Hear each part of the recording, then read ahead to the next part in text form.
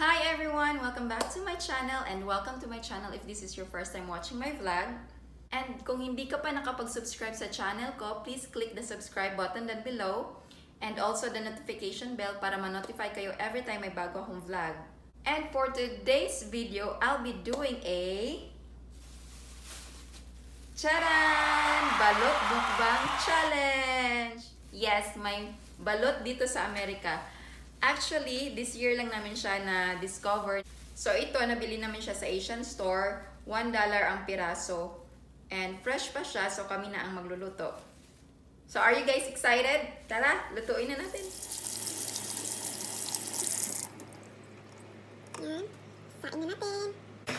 So yan, pag kumulo na siya, lagyan natin sa low yung apoy. 20 minutes. Siyempre, dapat may partner ang balot. Siyempre, hindi kompleto ang balot kung wala na. Pepsi, baka naman. May pa-sponsor. Hi, I'm back and ready na ang ating balot. Simulan na natin ang kainan. Ilan kayong balot ang kaya kong ubusin? Actually, hanggang 2 lang talaga ako. Tingnan natin kung hanggang ilang balot ang kaya kong ubusin.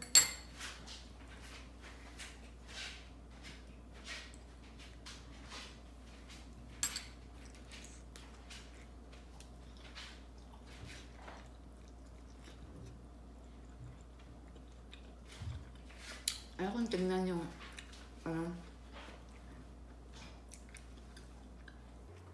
Ayaw ko siyang tignan. Kasi, ayan, nakikita ko yung... Ano ba yung English ng balot? Fertilized egg embryo, ano? Ay, nakikita ko siya, guys. Nakita ko yung mata niya, nalilisik. Galit na galit. Ay, man! Pero ang sarap niya talaga. Grabe. Siguro ang kaibahan ng pagkain ng balot dito at saka sa atin, kasi iba sa atin, nilalako lang siya, tapos nasa tabi lang ng daan, natin nabibili, tapos madilim. Pag dito syempre, sa bahay mo kakainin. And may ilaw. Mas maganda yung madilim. Kasi hindi mo makikita yung katawan niya. Katawan talaga.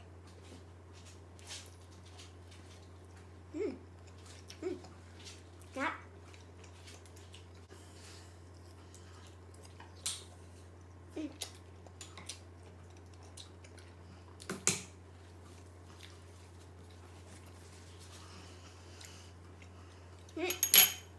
Sarap. Pag kumakain ako ng balot, pinapahuli ko talaga yung puti yung matigas.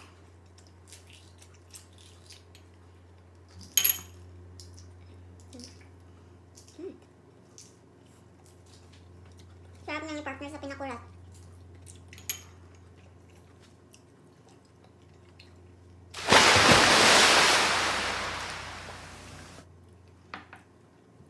One down. Bigla na lang umunti. Kumakain ng asawa ko. Hanggang siya. Kasi sayang, hindi ko talaga siya mauubos. Hanggang 2 or 3 lang talaga ako. So, ito na yung pangalawa. So, nabili namin siya sa Asian store. $1 ang piraso. Minsan nga, pag pumupunta kami, laging nauubos. Wala silang stock, so madami din Pinoy na bumibili. Siguro.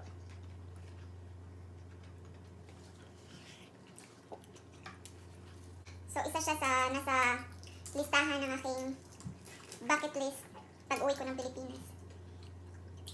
Although meron na siya dito, pero iba pa rin kasi yung balot sa atin. Yung after mo kumain, magsawsaw ka sa yung tubig na nilalagyan nila ng downy para mawala yung amoy. Iba pa rin talaga yung sa atin.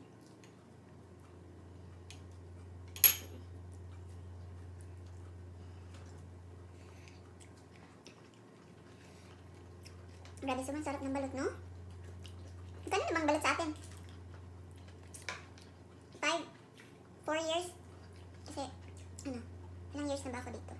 So, 5 years ago, before ako nagpunta dito, yung balot magkano na ba yun? 22? Nakalimutan ko na. Mga 20 plus something. Magkano na bang balot sa atin ngayon?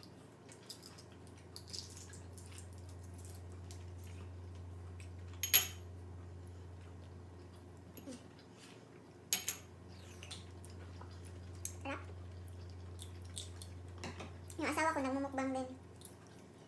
Ayaw niyan sumali sa akin.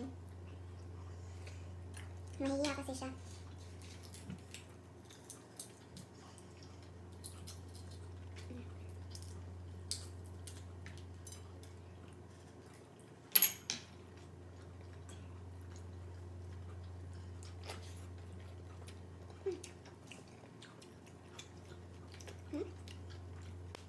And isa sa napansin ko yung sa atin kasi yung balot sa atin, yung balahibo niya itim, dito ano puti.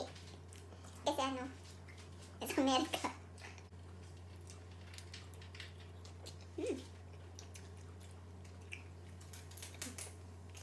Ang ganda.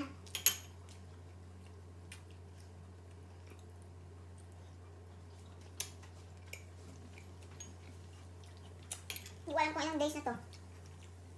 Siguro mga 19, ganyan. 19 days. Hindi pa siya masyadong malaki.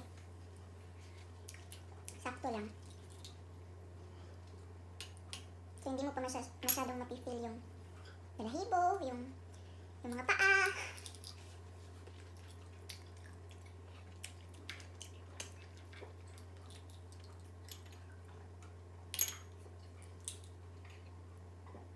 Mm.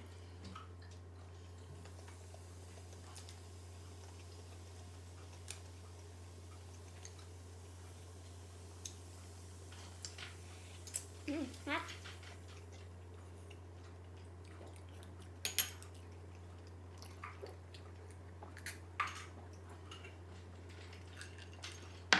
Two down. Kaya ko pa ba?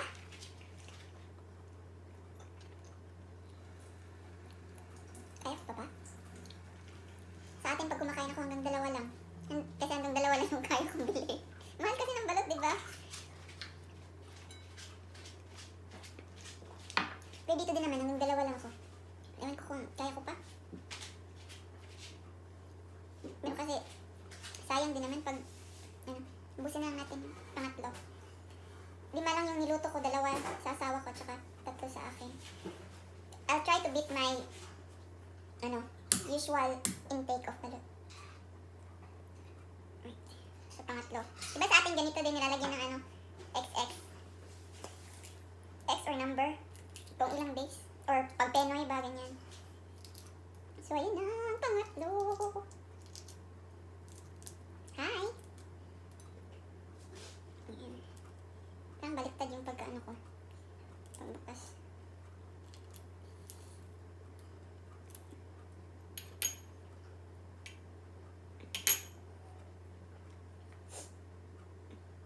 So, balot is very famous in the Philippines.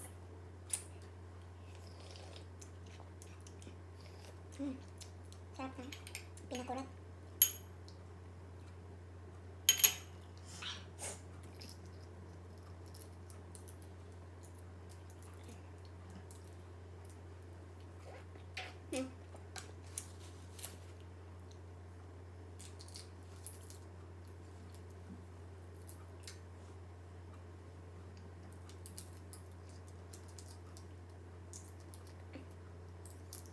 Balot is really famous in the Philippines. It's one of the sikat, one of the famous street foods. Street food. Kaya nang bahala kung may ano ba? Street foods. One of the famous street foods. So balot is one of the most famous street foods in the Philippines.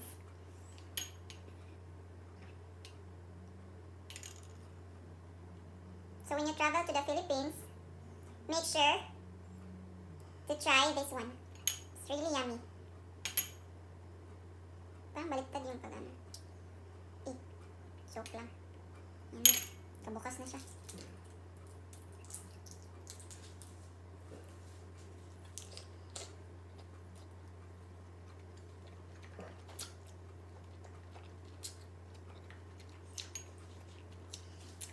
Bakit yung... Ano ba to? Yan. Yung manok din ba na ganito? Parang hindi, no?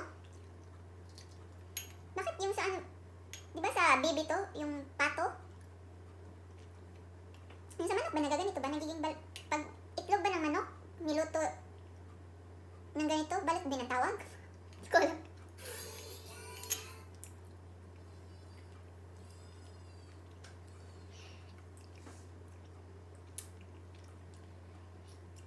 Balot din ba ang tawag sa manok pag itlog ng manok yung ginanito, niluto? Da? Bakit walang manok na ano?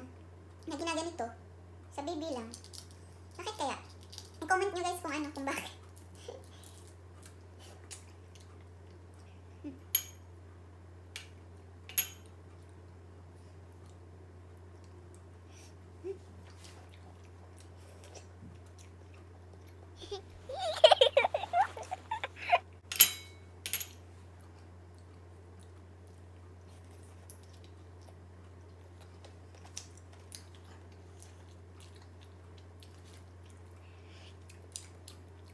Ubus na ang pinakurat. Pinakurat, baka pwedeng pa-sponsor.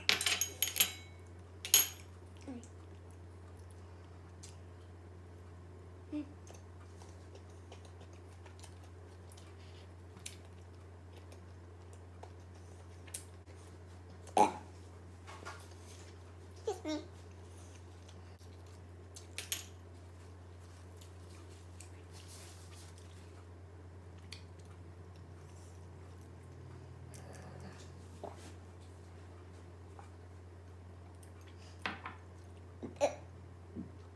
Pardon me.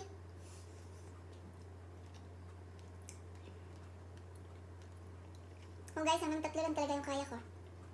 Hindi na. Hindi ko din kasi niluto talaga lahat kasi alam ko hanggang 2 or 3 lang talaga ako. Tsaka masasayang pag niluto ko sila lahat kasi iba pa rin yung fresh, di ba? Tapos, ayoko na rin. Hanggang 3 lang ako.